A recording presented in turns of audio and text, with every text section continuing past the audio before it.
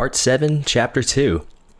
The others turned in, but Shackleton could not sleep, and he went outside repeatedly to check on the weather.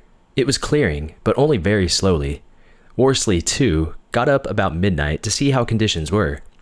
However, by 2 a.m., the moon was shining down brilliantly, and the air was wonderfully clear. Shackleton said the time had come.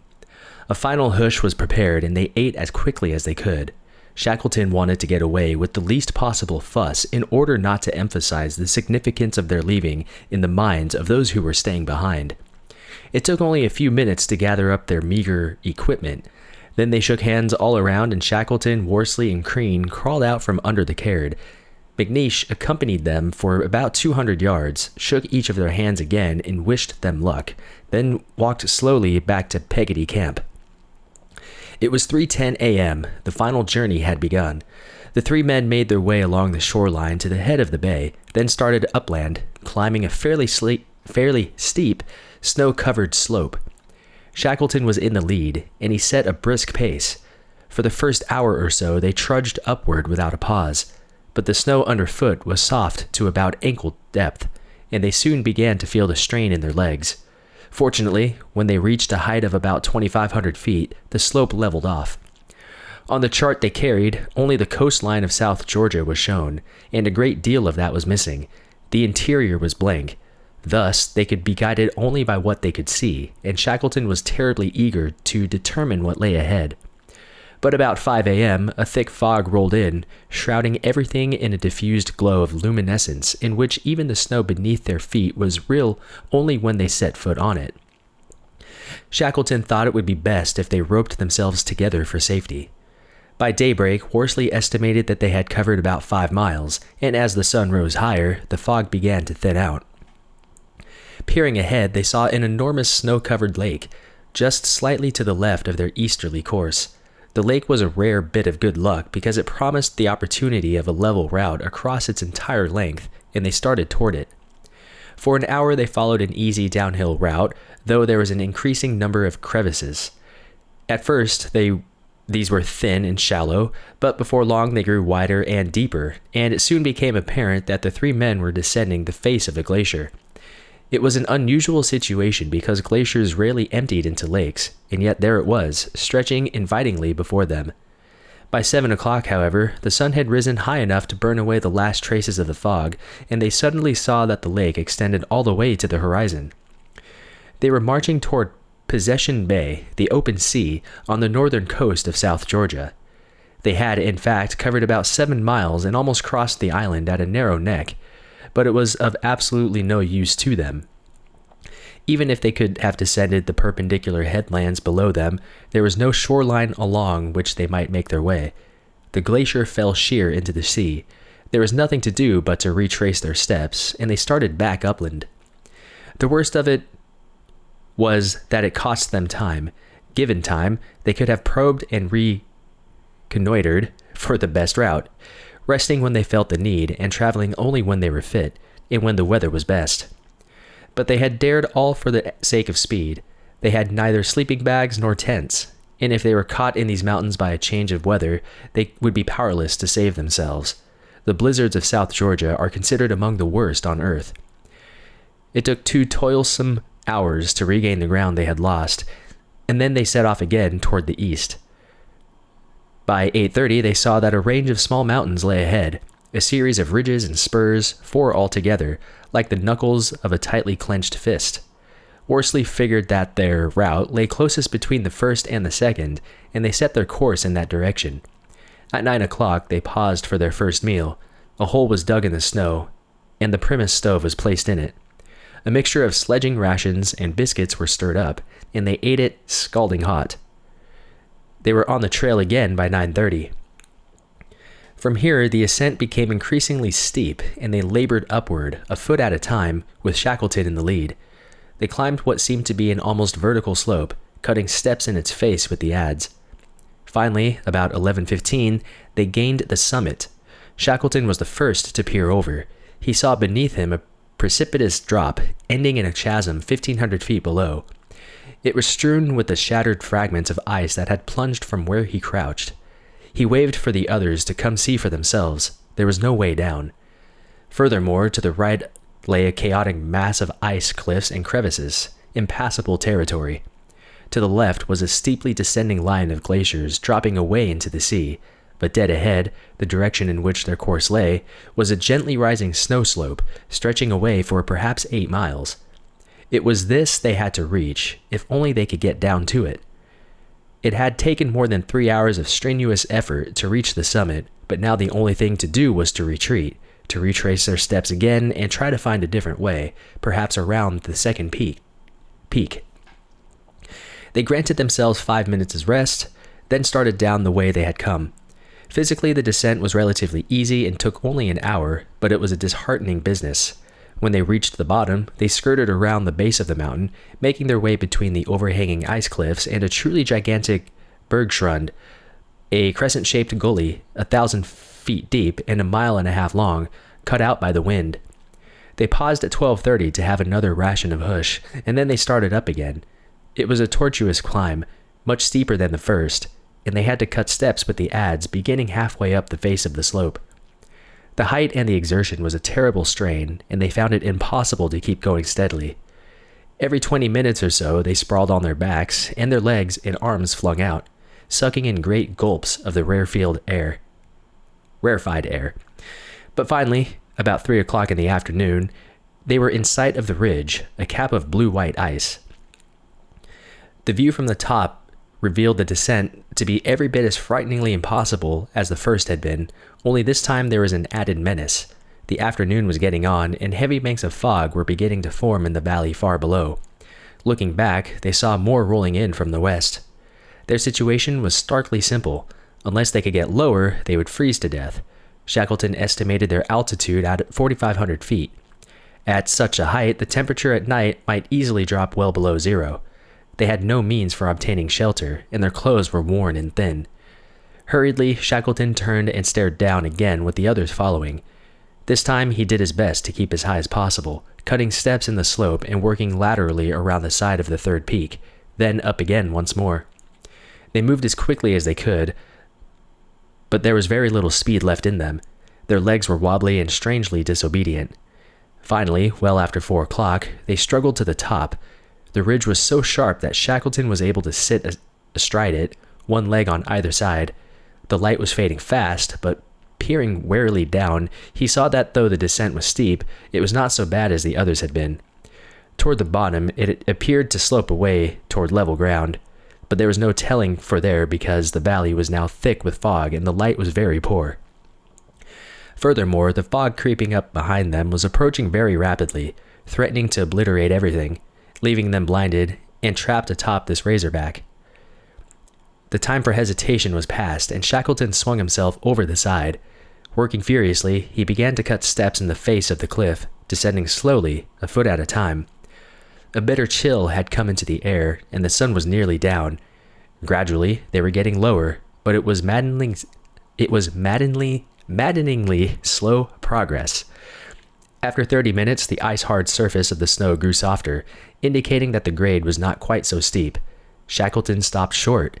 He seemed to realize all at once the futility of what he was doing. At the rate they were going, it would take hours to make the descent. Furthermore, it was probably too late to turn back. He hacked out a small platform with the adze, then called to the others to come down.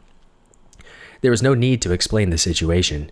Speaking rapidly, Shackleton said simply that they faced a clear-cut choice.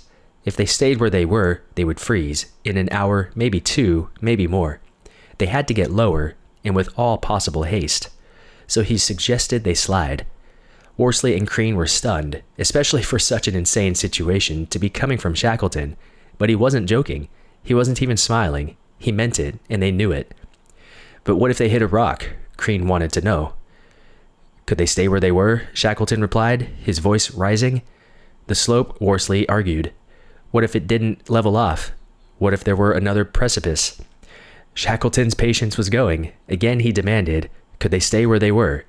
Obviously they could not, and Worsley and Crean reluctantly were forced to admit it. Nor was there really any way of getting down, and so the decision was made. Shackleton said they would slide as a unit, holding on to one another. They quickly sat down and untied the rope which held them together. Each of them coiled up his share to form a mat. Worsley locked his legs around Shackleton's waist and put his arms around Shackleton's neck. Crean did the same with Worsley. They looked like three tobogganers without a toboggan.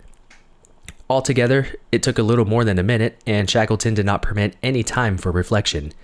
When they were ready, he kicked off. In the next instant, their hearts stopped beating. Then suddenly, they seemed to hang poised for a split second. Then suddenly, the wind was shrieking in their ears, and a white blur of snow tore past. Down, down, they screamed, not in terror necessarily, but simply because they couldn't help it. It was squeezed out of them by rapidly mounting pressure in their ears and again their chests. Faster and faster, down, down, down. Then they shot forward onto the level, and their speed began to slacken. A moment later, they came to an abrupt halt in a snowbank. The three men picked themselves up. They were breathless, and their hearts were beating wildly. But they found themselves laughing uncontrollably. What had been a terrifying prospect, possibly 100 seconds before, had turned into a breathtaking triumph. They looked up again the darkening sky and saw the fog curling over the edge of the ridges, perhaps 2,000 feet above them, and they felt that special kind of pride of a person who, in a foolish moment, accepts an impossible dare, then pulls it off to perfection. After a meal of biscuit and sledging ration, they started up the snowy slope toward the east. It was tricky going in the dark, and extreme caution was needed to watch for crevices. But off to the southwest, a hazy glow silhouetted the mountain peaks, and after they had spent an hour in anxious travel, the glow rose above the ranges, the full moon directly in their path. What a sight it was! In its light, the edges of the crevices were now easily discernible, and every ridgeline in the snow cast its shadow. They kept on, guided by the friendly moon, until after midnight, stopping at intervals to rest, for their weariness was now becoming a real burden, relieved only by the knowledge that surely they were getting close. At about 12:30, they had reached a height of perhaps 4,000 feet, and the slope leveled off. Then slowly it started to descend, curving slightly toward the northeast, exactly as it should toward Stromness Bay. With great expectation, they turned to follow it down. The cold, however, was increasing, or perhaps they were beginning to feel it more. So at 1 a.m., Shackleton permitted a brief halt for food. They were up and moving again at 1:30. For more than an hour they traveled downhill, then they came in sight of the water once more. There, outlined by moonlight, was Mutton Island, sitting in the middle of Stromness Bay. As they made their way along, other familiar landmarks came into view, and they excitedly pointed them out to one another.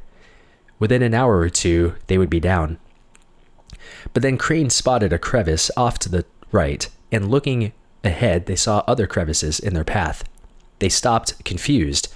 They were on a glacier, only there were no glaciers surrounding Stromness Bay. They knew then that their own eagerness had cruelly deceived them. The island lying just ahead wasn't Mutton Island, and the landmark they had seen were the creations of their imagination. Worsley took out the chart, and the others gathered around him in the moonlight. They had descended to what must be Fortuna Bay, one of the many coastal indentations on South Georgia, lying to the west of Stromness Bay. It meant that once more they had to retrace their steps. Bitterly disappointed, they turned and began to plod uphill again. For 2 miserable hours they kept at it, skirting the edge of Fortuna Bay and struggling to regain the ground they had lost. By 5 o'clock they had recovered most of it, and they came to another line of ridges similar to the ones that had blocked their way the previous afternoon. Only this time there appeared to be a small pass. But they were tired now to the point of exhaustion. They found a little sheltered spot behind a rock and sat down, huddled together with their arms around one another for warmth. Almost at once, Worsley and Crean fell asleep, and Shackleton, too, caught himself nodding. Suddenly, he jerked his head upright. All the years of Antarctic experience told him that this was the danger sign, the fatal sleep that trails off into freezing death. He fought to stay awake for 5 long minutes, then he woke the others, telling them that they had slept for half an hour. Even after so brief a rest, their legs had stiffened so that it was actually painful to straighten them, and they were awkward when they moved off again. The gap through the ridges lay perhaps 1,000 feet above them, and they trudged toward it, silent with apprehension of what they would find on the other side. It was just 6 o'clock when they passed through, and the first light of dawn showed showed that no cliff, no precipice barred the way, only a comfortable grade so far as they could see. Beyond the valley, the high hills to the west of Stromness stood away in the distance. "It looks too good to be true," Worsley said. They started down. When they had descended to a height of about 2,500 feet, they paused to prepare breakfast. Worsley and Crean dug a hole for the Primus stove while Shackleton went to see if he could learn what lay ahead. He climbed a small ridge by cutting steps in it. The view from the top was not altogether encouraging. The slope appeared to end in another precipice, though it was hard to tell for sure. He started down, and just then a sound reached him. It was a faint and uncertain, but it could have been a steam whistle. Shackleton knew it was about 6:30 a.m., the time when the men at whaling stations usually were awakened. He hurried down from the ridge to tell Worsley and Crean the exciting news. Breakfast was gulped down, then Worsley took the chronometer from around his neck, and the three of them crowded around, staring fixedly at its hands. If Shackleton had heard the steam whistle at Stromness, it should blow again to call men to work at 7 o'clock. It was 6:50, then 6:55. They hardly even breathed for fear of making a sound. 6:58, 6:59, exactly to the second, the hoot of the whistle carried through the thin morning air. They looked at one another and smiled. Then they shook hands without speaking. A peculiar thing to stir a man, the sound of a factory whistle heard on a mountainside. But for them it was the first sound from the outside world that they had heard since December 1914, 17 unbelievable months before. In that instant, they felt an overwhelming sense of pride and accomplishment. Though they failed dismally even to come close to the expedition's original objective, they knew now that somehow they had done much, much more than ever they set out to do. Shackleton now seemed possessed with urgency to get down, and though there was an obvious safer but longer route off to the left, he elected to press forward and risk the chance of a steep grade. They gathered up their gear, except for the Primus stove, which was now empty and useless. Each of them carried one last sledging ration and a single biscuit, and so they hurried forward, floundering through the deep snow. But 500 feet down, they discovered that Shackleton had indeed seen a precipice at the end of the slope. It was terrifyingly steep, too, almost like a church steeple. But they were in no humor to turn back now. Shackleton was lowered over the edge, and he cut steps in the icy face of the cliff. When he had reached the 50-foot limit of the rope, the other two descended to where he stood, and the cycle was repeated over again. It was progress, but slow and dangerous. It took them 3 full hours to make the descent, but finally, about 10 o'clock, they reached the bottom. From here, there was only an easy grade down into the valley, then up the other side. It was a long climb, however, nearly 3,000 feet in all, and they were very, very tired. But with only one more ridge to go, they drove their weary bodies upward. At noon, they were halfway there, and at 12:30 they reached a small plateau. Then at last, just at 1:30, they gained the final ridge and stood looking down. Spread out beneath them, 2,500 feet below, was Stromness whaling station. A sailing ship was tied up to one of the wharfs, and a small whale catcher was entering the bay. They saw the tiny figures of men moving around the docks and sheds. For a very long moment, they stared without speaking. There didn't really seem to be very much to say, or at least anything that needed to be said. "Let's go down," Shackleton said quietly. Having got so close, his old familiar caution returned, and he was determined that nothing was to go wrong now. The terrain below demanded caution. It was a severe, ice-covered grade, like the sides of a bowl, sloping in all directions toward the harbor. If a man lost his footing, he might plunge the entire distance, for there was almost nothing to get hold of. They worked along the top of the ridge until they found a small ravine which appeared to offer a footing, and they started down. After about an hour, the sides of the ravine were getting steeper, and a small stream flowed down the center. As they made their way along, the stream increased in depth until they were wading through knee-deep water that was frigidly cold from the snowy uplands that fed it. About 3 o'clock, they looked ahead and saw that the stream ended abruptly in a waterfall. They reached the edge and leaned over. There was a drop of about 25 feet, but it was the only way. The ravine here had grown to the size of a gorge, and its sides were perpendicular and offered no way of getting down. There was nothing to do but to go over the edge. With some trouble, they found a boulder large enough to hold their weight, and they made one end of the rope fast to it. All three of them pulled off their Burberrys, in which they wrapped the ads, the cookpot, and Worsley's diary, then pitched them over the side. Crean was the first to go down. Shackleton and Worsley lowered him, and he reached the bottom gasping and choking. Then Shackleton lowered himself down through the water. Worsley was last. It was an icy dunking, but they were at the bottom, and from here the ground was almost level. The rope could not be recovered, but they picked up the 3 articles that remained and started off for the station, now only a mile or so away. Almost simultaneously, all 3 of them remembered their appearance. Their hair hung down almost to their shoulders, and their beards were matted with salt and blubber oil. Their clothes were filthy and threadbare and torn. Worsley reached under his sweater and carefully took out 4 rusty safety pins that he had hoarded for almost 2 years. With them, he did his best to pin up the major rents in his trousers.